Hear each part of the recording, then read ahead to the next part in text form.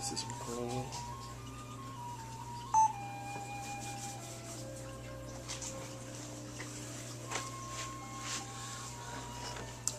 Hello, ladies and gentlemen. Thank you for tuning in on my channel, Gold Panther Party Media. I'm Marcus, also my adopted name, Oromila. I'm here with my friend Omar, and we are going to discuss your life. So how you doing, sir? Oh man, I'm good. It's a bit early today, I think. It's a bit early today? Yeah, 10 a.m. It's too much for me. But yeah, doing good. How are you today? I'm doing fine, man. Not everybody's early birds, and I know it takes us a little bit longer to wake up. And like towards the afternoon, we up and bright eye, bushy tail, whatever. I'm doing fine. Thank you for asking, sir. So once again, thank you for participating in the Gold Panther Party movement, my brother. I'm going to acknowledge you once again. Okay, so as I start the interview out with everyone, there's three questions I always ask everyone who participated in the Gold Panther Party media. Number one, what's your trials and tribulations of life? What contributed to creating Omar? Number two, what is your perspective on life now? Are you the same Omar you were 10 years ago? And number three is, what is your opinion? It's not a right or wrong answer, but what's your opinion about the state, local, and federal government here? So let's start with question number one. What's your trials and tribulations of life? What contributed to creating Omar? Well, it's a really good question, and I've never really, took time to really think about any of that. Well, it's first and foremost, I was born in Mexico. Not a lot of people can guess that because I'm very pale, and not because of my blonde tips too. But yeah, I was born in Mexico. I was raised in a small island off the coast of Veracruz. Okay. Yeah, we lived in the farm there, and it was really nice. So you're from the islands, man. All right. Yeah. Yeah, a lot of people are shocked. So how old were you when your parents decided to come to America? Well, I was 6 years old. 6 years old? Yeah. Was there any kind of a hardship that they were enduring back home, or what they just felt they wanted a better opportunity for you? It was mostly the better opportunity. My dad had been, we all lived in Mexico, but for a long time my dad lived in North Carolina, and he was just finding odd jobs. I think he worked manufacturing windows or something like that. Okay. For buildings and stuff. And at some point, pretty much hard labor. Yeah, hard labor. Pretty much, yeah. And especially 'cause there's a huge language barrier, still even for my parents, and so it was very difficult for him. But at some point, North Carolina, Mexico, we kind of just all met in Texas. Okay. So do you guys have any more relatives that live here in the United States? You don't have to tell me their names or where their whereabouts are. Or you have any cousins and family that live out here? Or you guys it's pretty much just us. Oh wow! And we have like in one of my a dad's random cousin somewhere, but we're not really not that close. So we keep in contact. Yeah, pretty much. Okay. But pretty much everyone else is still living in Mexico. What's your perspective on life now? What have you accomplished? Within the past 10 years. But I know we all not the same person we are now, because intellectually, we evolve, financially we evolve. Just life experiences help create who we are, especially when we subjected to our economics in the areas that we grew up in. Right. So what's your direction? What you want to accomplish in America? Being Latin American. It's a really good question.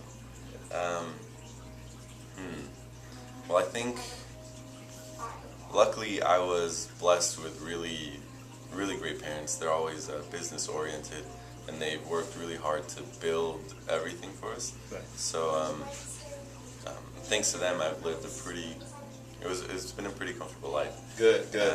But I've definitely still had to, I go to school. I've been going to school.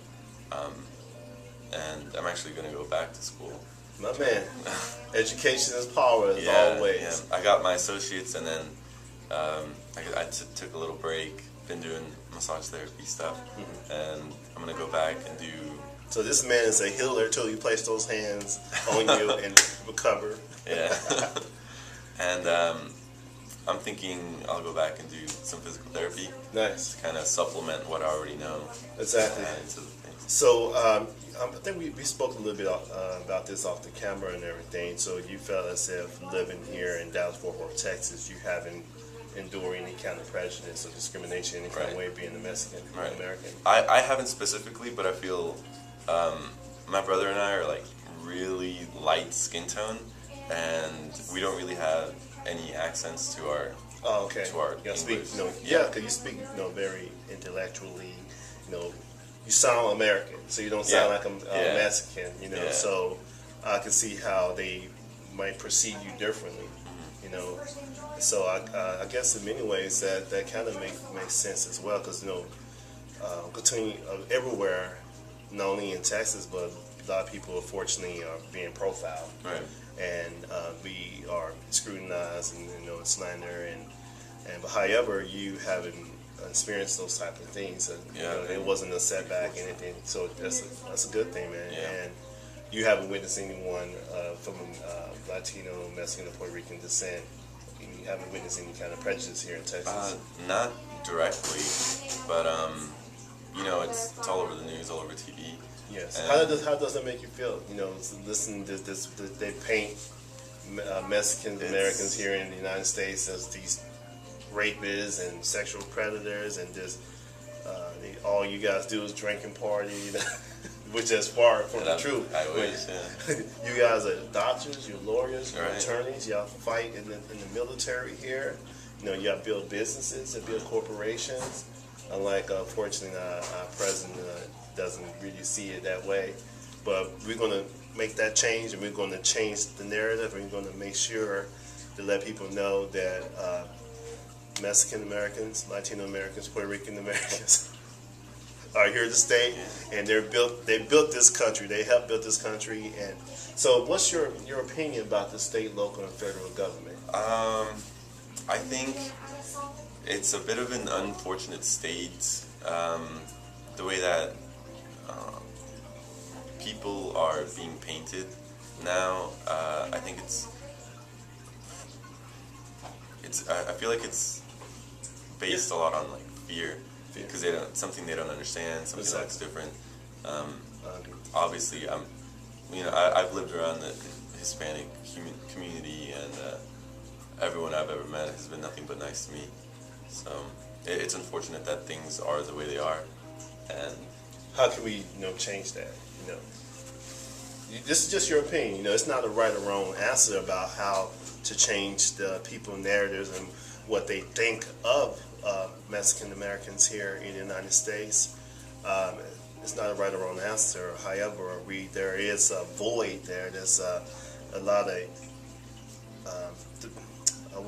I prefer we be diverse and be in quality. Everybody come together and you come to a unity, and this is a forefront that's a good stance. But fortunately, a lot of people are reluctant to want to interact with someone of a different ethnicity, of fear out of the unknown.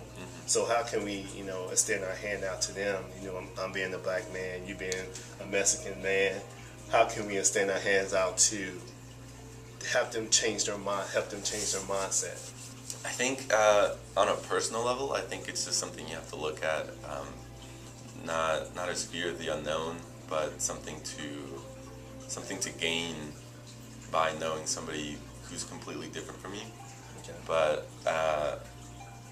as a society, like as a level in societal level, it might be a little bit harder than that, because I think that involves people like going out and I guess I'd say like voting and stuff like that. Even though exactly nobody likes to vote, yeah, but that's what causes all these problems in the government and legislature.